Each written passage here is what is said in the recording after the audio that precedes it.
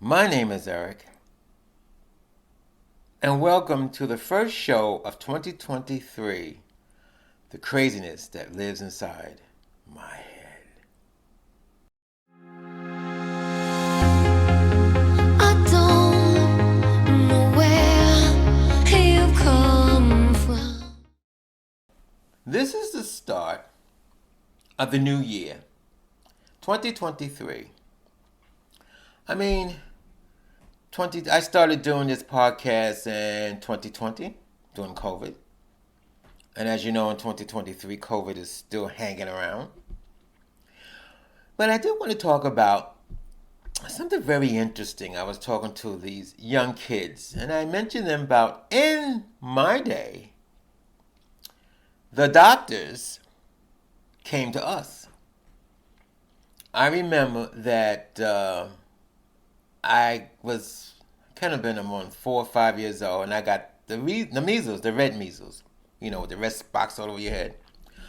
And my grandmother called the doctor, and he told her, I remember this, not to have the lights on because it could be very dangerous. Because if the measles gets into your eyes, keep it dark, and he'll be right there. And then he did come with his little black. You heard. I'm quite sure young people back in the '50s, the doctor with the black bag came with the black bag, had a stethoscope and his blood pressure thing, and he came to us. My aunt got sick. My grandmother called up, and the doctor came to her. So back in the day when I was coming up, doctors did house calls. Now I do remember that he also had office hours, and if you couldn't make his office hours, and it was depends on how serious it is, he would come to you after his office hours.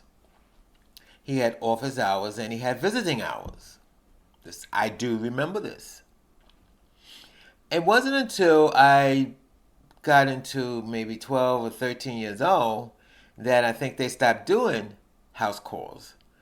I think what happened is it got too busy, That was easier for them to stay in their office and have people come to them. I think they could see more people that way. And plus, it's less expensive on the gas. And that's when I remember going to my first doctor office. Was when I was in my early teens. But prior to that, I was used for the doctors come to us. I do remember one time though. I was in junior high school and I got sent home by the nurse. I was in school, and I think the doctor, I think they called the doctor, and I got home because they told me to go straight to bed. And the doctor did come to my house. I had the measles again. That they call that I had the German measles and the red measles. I also had the chicken pox. When I had the chicken pox when I was younger, the doctor did come to the house, diagnosed me with chicken pox, and so I couldn't go to school. That was great. Um, but I just want to mention that because it dawned on me with all the sickness going around, and with COVID, it made so ridiculous to see a doctor. I remember when COVID came around, when we got shut down, I had doctor's appointment, and I was shocked because we were shut down, but still my doctor, the nurse, she called my house. You have an appointment, and you had to go by protocol, which means I get to the doctor's office, stay in my car, call them. I didn't have to call them, just text them, and they'll let me know. They'll text me back and let me know when they're coming to the office. So I did that, and then obviously when I get nobody's in the office but just me and the nurse and the doctor, they did that during COVID. And ever since then, seeing a doctor is kind of ridiculous. I When I had my urologist, I used to call the office and I could call the office, make an appointment. You can't do that anymore. They have an answering service. Not they don't even have an answering service. They have a service that does the scheduling.